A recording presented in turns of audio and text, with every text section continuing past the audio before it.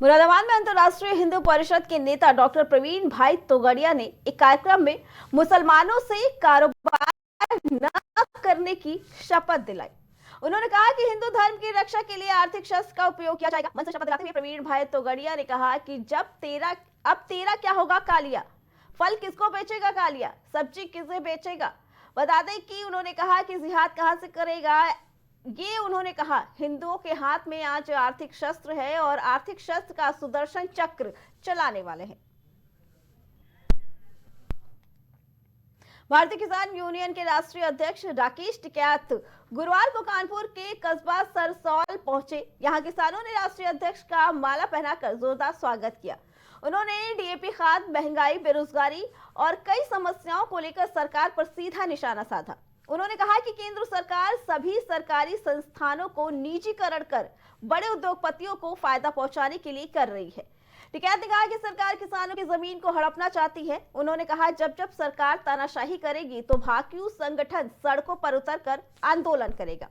किसानों की समस्याओं को लेकर संगठन उनकी समस्याओं के निराकरण के लिए भी प्रयासरत है। इसके बाद वो फतेहपुर जनपद के गल्ला मंडी के कार्यक्रम में शामिल होकर किसानों को संबोधित करने के लिए पहुंचे।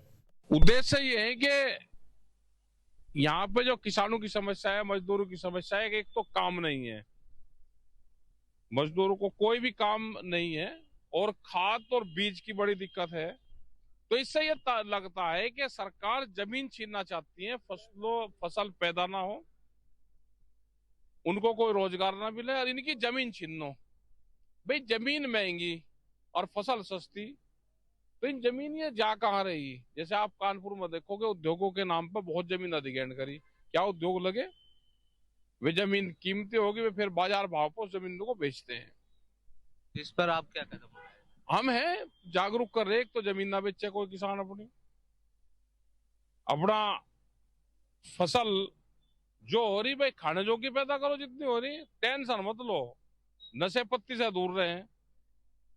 और जो सरकार है एमएसपी गारंटी कानून, उस पर सरकार लेकर आए इसको।